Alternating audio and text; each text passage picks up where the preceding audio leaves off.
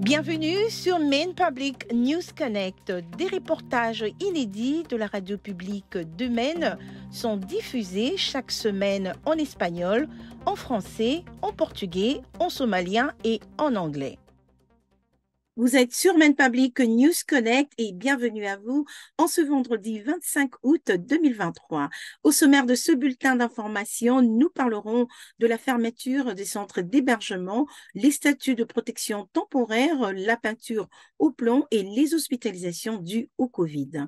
Je suis Victoire Liwanga et tout de suite en détail l'actualité de la semaine. Portland a déplacé une soixantaine de familles de demandeurs d'asile dans des hôtels à Lewiston et Freeport la semaine dernière, après avoir fermé un abri d'urgence temporaire dans les bâtiments Expo. Miliana Manuel, qui est une infirmière angolaise, et sa fille de 14 ans font partie des personnes qui ont aménagé au Ramadan Inn de Lewiston.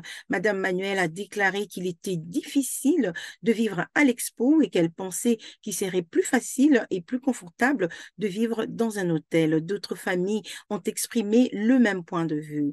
Portland prévoit d'héberger les familles à l'hôtel de Lewiston pendant quelques mois. La ville a déjà passé un contrat avec l'hôtel de Freeport pour héberger une quarantaine de familles pendant une période pouvant aller jusqu'à 1 an. Les deux hôtels sont financés par le programme d'assistance générale de Portland pour un coût estimé à environ 500 000 $ pour la ville. La semaine dernière, le gouvernement fédéral a prolongé les statuts de protection temporaire pour certains immigrants d'Ukraine et du Soudan en invoquant les conflits armés dans ces deux pays qui empêchent les gens de rentrer chez eux en toute sécurité. Les statuts de protection temporaire permettent aux immigrants éligibles de vivre et de travailler aux États-Unis pendant un certain temps, mais ne leur ouvrent pas la voie vers la citoyenneté.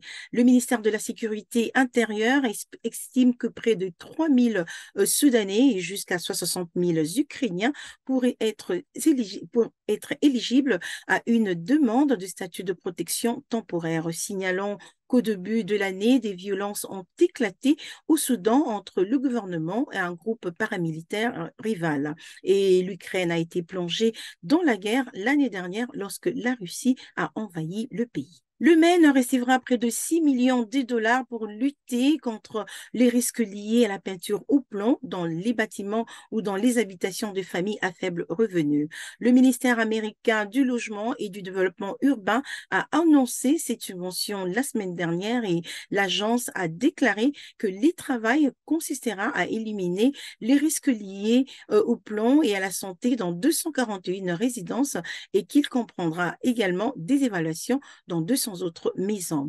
Les données de l'État publiées au début de cette année ont révélé que les taux d'empoisonnement au plomb chez les enfants avaient chuté près de 50% entre 2010 et 2020. Il y a de cela 4 ans, le Parlement a adopté une loi imposant un test de dépistage du plomb pour tous les enfants d'1 an et de 2 ans.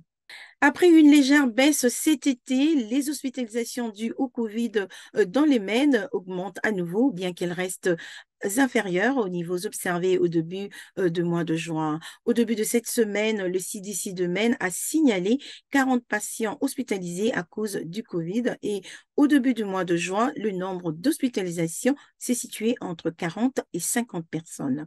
Au niveau national, le nombre d'hospitalisations dues au Covid est en augmentation et un nouveau vaccin de rappel ciblant les variations ou les variantes actuelles de la maladie devrait être disponible fin septembre ou octobre. C'est la fin de ce bulletin d'information pour Maine Public News Connect. Merci d'avoir été avec nous. Je vous retrouve au prochain numéro. D'ici là, portez-vous bien et passez une excellente fin de semaine. Maine Public News Connect a été rendu possible par des donateurs individuels, des entreprises et des fondations de partout dans le Maine, et aussi par Koho et Patricia Ewan, Seaport Credit Union, Hannaford Supermarket, IDEX et Maine Housing. Maine Public News Connect est aussi rendu possible par Koho et Patricia Ewan qui s'engagent à combler les différences culturelles dans nos communautés. Juntos. Ensemble. Warajir. Junto. Seaport Credit Union. Together. Hannaford Supermarket, qui célèbre la diversité de ses employés, de ses clients et de ses communautés et s'engage à favoriser un environnement accueillant. Ensemble, ils sont plus grands que des produits d'épicerie. Et pour en savoir plus, rendez-vous sur le site internet www.hannaford.com. Avez-vous du mal à payer votre prêt hypothécaire ou immobilier depuis la crise de Covid-19? Le fonds d'aide aux propriétaires de maisons dans les Maine, Maine Homeowner Assistance Fund, peut vous aider. Vous pouvez bénéficier d'une aide allant jusqu'à 50 000 $. Faites votre demande dès aujourd'hui sur le site mainehomeowner.org.